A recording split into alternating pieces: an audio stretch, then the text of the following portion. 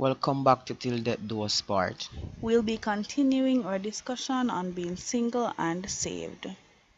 So how do you think the church can support single members in terms of how to help them cope and how to, help them embrace the state of singleness and to, be productive while being single? Um, well, for me personally, I don't think that there's that much that the church can do, honestly. From my point of view, I don't know that is my point of view. And there's a reason why I say it, and I don't know if it's wrong to think that way, but I believe that when it comes to church and helping persons finding a relationship, I believe that most of the time it has to do based on the fact that guess what? You're young and yeah, get out of age now, and now is the time for marriage. Like now is the age for marriage and stuff. So I don't you understand? So Oh, for yeah, me the person church mostly push married now. marriage, yes, it's like the church mostly push marriage. You're not looking at, the fact if you like really love the person, if this is really your soulmate or something like that. Then most of the time it's just based on the fact that guess what? You reach the Oh, age to not married Christian. now, you're Yeah. not Christian. Oh, no, look good together, man. You know, and stuff like that. Oh, no, look nice together and stuff like that. But to me, as I personally, most persons just look at it like that. To say, you look nice together, I think you make a perfect couple. I think but I don't look at it that way. You understand? So Okay, understand. Yeah, I don't think the Understand. church, but there are ways, maybe if it is, the church can help. Maybe for me, the church can say, okay, let's have a picnic for all the singles. And you go search out for yourself and you understand, find, see if Oh, you so see you nobody might in the batch. somebody in the Yeah, okay. yes, instead of them choosing and say, instead of them helping to say, okay, this is the person that I think is good for you, or this person that I think is your soulmate. Organize a picnic and say, yeah, man, all of the singles they've got one day and see who you like and rally around people. Literally, Yeah, Christian mingle that yeah, yeah. All right, Fine, cheese. All Sheila. right, Jeremy. Jermaine? For me, the biggest way that I think churches can support single members is stop trying to push them into marriage when they're not ready. Yep, Boy, it that happens is so it. often, Right. as Sheena says. Boy, you're 25 now. You see any guy that you like, I think it's time for you to settle down and get married. Yeah. Boy, if I can tell you the amount of times I've heard people talking to me about this Yep. whole idea of getting married, and I'm just 20. I'm just 20, before I even became 20. I've heard persons talking to me about marriage, and I'm like, what? Some of them didn't even get married till they were like 26 and later down in life, and they're coming to me with this right now, like they're trying to say I should get married at this point. But that's one of the Mm. biggest things that I think churches can do. Stop pushing the young people Marriage. because Yeah. you're going to make them resent getting married. Going to make them resent getting married, or if you even succeed in pushing them into a relationship, it may just end up failing just Yeah. because of that reason, and it wasn't Relation. that person for them. So that's one of the biggest ways I think the church can support the single members, as well as what Sheena said about getting them together and probably some counseling. Mm-hmm. uh don't make it seem like any formal counseling, but just get them out, probably have a little talk with them, and let them understand that being single isn't nothing is wrong with it, Yeah. and things are going to happen in its own time. Stuff like that. Sometimes it's not just about bringing all that spirituality into the conversation, but speaking to us like on a human kind of human level and a real level rather than just shoving down the Bible in our church. It is good for you to find a wife and it's good for you to find a Yeah. husband because the Bible said this about it and this. And sometimes that really kind of push away from the idea of getting married, believe me. But I believe those two ways are kind of the main things that the church can do to kind of help or support the single members. So you both share that sentiment that stop pushing persons into a relationship. Yeah. All right, I agree. I agree. The next question that we have you ever tried dating before? And if yes, what is the biggest challenge that you face as a Christian Ladies trying first. to date? Where's Yeah, I the thought them. again? Ladies first. Yeah, for me, yes, I have tried. Me single and of course me go date. I want to meet somebody. So of course I date. And one of the biggest challenge that I face while dating, I don't know if it's well, what would I what I've tried dating Christians and I've tried dating unsaved. Do not do this, right? So but to be honest, one of the biggest struggles that I don't think it was, yes, well, for me, one of my biggest struggle while dating was basically, yeah, because I don't want to come out wrong. That is the thing. I mean, I think about it because maybe I gonna say it was his struggle, but for me, like how him did a struggle with it, I had to deal with it. So it was my struggle as well. You understand? And because I was pressured in it, so that is why I never want to say my struggle, but it was my struggle for real. Was basically as back to the first, it was sex. Oh. I dated a Christian, right? I don't know if he's want to see this, but I dated a so-called Christian. I thought he was a Christian. People do not be fooled. I tell you, you see these social media thing. I thought this dude was a Christian, right? Because that is what his Facebook profile told me. For the first couple of weeks, I thought he was a Christian. He told me that it seems like a Christian, but down in the further down, you see the red flags and stuff. Red flags. And that is when the struggle started coming in, when this dude started pressuring me. Pressure you for what? As it relates to sex. Yeah. Yes. And it became a struggle. For me personally, that was not one of the biggest struggle for me, but to take on that load because it was it's like every day it was constantly ringing in my head. It was, pressure. Yeah. And it became a struggle for me personally. You start think and say, what is it? To risk it. If honestly for me, I was saying I wanted to risk it and whatever. And then one day, I said to this dude, I said, I don't think I can do this anymore. And so, and he looked at me and he said, nobody has to know. I said, nobody has to know. And I said, And that straw that broke your camel back. That was the straw that break everything. But that was one of the biggest struggle for me during a relationship. This pressure for sex, lying, secrets, and all of that.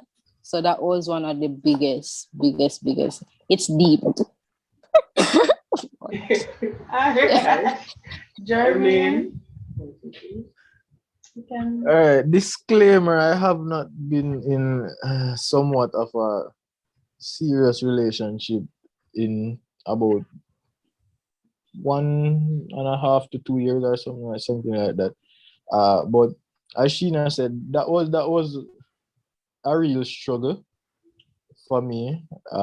It was a real struggle, and also not putting the person before my faith and before God, because Mhm. as many men can attest, we like to kind of, pamper the lady that we're with. We like to, make them feel good. And sometimes we can get a bit distracted in doing all of that, and it kind of distract our focus sometimes from what's really important. So there were times when I was on the phone, literally. I remember one call, and I'm not a person that likes to talk on the phone. So I don't know how this even happened. I was on the phone for 5 hours one day talking to this one person, and I'm like, wait, 5 hours out of my day gone talking Jermaine, on a phone on one I'm phone not call. cutting you.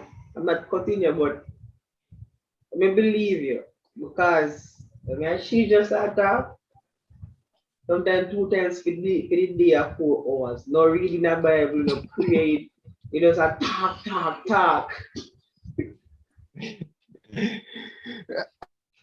And it was surprising to me because I'm not a talkative person unless, well, if you get to know me on a real personal level, I'll talk off your ears sometimes, but I'm more of an introvert, so there are times when I just shut down. So for me, that was really surprising that I was giving so much of my time into this relationship, and sometimes it distracted me. Although at the same time, the person was encouraging me to remember that you have your Bible study now and stuff like that. But intrinsically, kind of like internally, I wanted to kind of, give my time to in that direction. Yeah, so that was a real struggle for me. So also, as I said before, what Sheena said, that was a real big struggle because as the question before said, you feel left out with certain stuff, Yeah, right? So, and sometimes you're saying, boy, youth is the time to discover yourself, and then you're now in a area or among persons that are saying, you can't get no pussy in a bag, or you can't, yep, them saying the way them say, you have to test the machine before you have yeah, to know certain thing. And then sometimes you just start playing in your mind and you say, one day for real thing. And then, yeah, you might remember a few persons that probably are saved and experience sex before marriage, and you're saying it never killed them. And then you're yeah. now considering a lot of stuff, and it kind of gets your mind distracted from the truth and from the direction that you're supposed to be going. And so it was a really big struggle for me when I was dating. Yeah, for real, and just to add to what Jermaine said, I've heard the term puss in a bag so often when it comes to men and dating, because them have this idea in them head say, I don't know if women do it, but from my experience, I've heard it twice that, make no sense and stuff. Even if you have to get a little tips. Because what if on because I don't know where they get this mindset from to they have it to say, what if on the wedding day, God forbid, you come and you don't like all this, whatever you don't like all this, you never expect that, and you never expect that. What is it going to be? Where you're going to tell me, say, you're going to divorce me, what? And I'm saying, I don't look at it like that, because I believe that if it is, and I trust the process, if it is that, are you for me? I can work with you. You understand? Yeah. But it's just the mentality of people. One advice is don't let anybody pressure you into marriage or into any relationships. It's Everything works out in its own time. So even though you're single, you might feel that you're probably ready to mingle. Don't let it be forced. In the right time, the right person will come along that you were meant to be with, and the signals will definitely be there. When I believe it was Isaac was to get his wife, Which there was a mhm. sign that the person at the water, he helped them with the water, and they invited the person back home, and that's how so there's a process to everything, and there will always be signs, there will always be a signal. And like my aunt always said, she said that God will always send the right person. As long as you're seeking him and you continue to look to him, you don't really have anything to worry about. Like at the end of the day, you just need to remember say all things work together for good. So all that you see happening around, it will work together for good. You being in a time of singleness isn't going to kill you. A matter of fact, Mm-mm. it's going to make you stronger, because what doesn't kill you makes you stronger. Mm. So just remember that when you're in a time of singleness, it's for you to get to know yourself, get to know what you like, get to know what you dislike, so that you don't end up going into a relationship unprepared and ignorant about even your own self, because then you can't discover anything about anybody else. You're unfit to do that because you haven't discovered anything about yourself. So know yourself, and when you get to that point that God is sending that person, you will know. So don't rush, and just take your time to know the word, get to know God more. Because the more you get to know God, the less you go, yeah, the more you go see, say you don't really need a person in your life to fulfill you, to kind of get happiness, to kind of get strength from, because the more you tell yourself that you need this, you need to a relationship, you need that person, then the less you're going to rely on God, and you're going to look to that person for everything. You're going to look to them for happiness, you're going to look for them for joy. And if that person say it doesn't work out, then what then? Then you're going to look for another person to replace it, when you could have already had one constant Yeah. source, which was God. So get to know God, get to know yourself, and He'll work out the rest. All right. So me, so one of my biggest advice, and I take this for myself, so I can give it to you, is that do not lose just because you want to be in a relationship. And I think that reached on one time where, because I wanted to be in a relationship so bad, that you know that you have a set your standard, you know what you want for, you know what you're looking for in a guy, you know what you want and stuff. But because you're so, lonely, and because you're, tired of this single thing, you lower your standards just to meet the criteria of another person, which was not worth it. So one of my advice is never lower your standard just because you want to be in a relationship. Never lower your standards to be in a relationship with somebody, because if it is that you have to lower your standard from the beginning, that means that isn't it was not supposed to be, because there's no way you can find someone who will love you for you if you have to lower your standards in the beginning. And that leads to one of my next advice is never ignore the red flags that you get in a relationship. Them always say when a person show you who him is or show you who them be, believe them, because action speaks louder than words. For real, a person will say one thing and do one thing, and they will, and so you have to believe a person when them show you who them be. Do not ignore and say, if we change man, or I can change him and stuff like that, because I think that is what most persons fall for, lower them standard. And then when them lower them standard, them ignore the red flag, because first of all, that was the first red flag in at the beginning when they lower the standard. You understand? So do not lower your standard.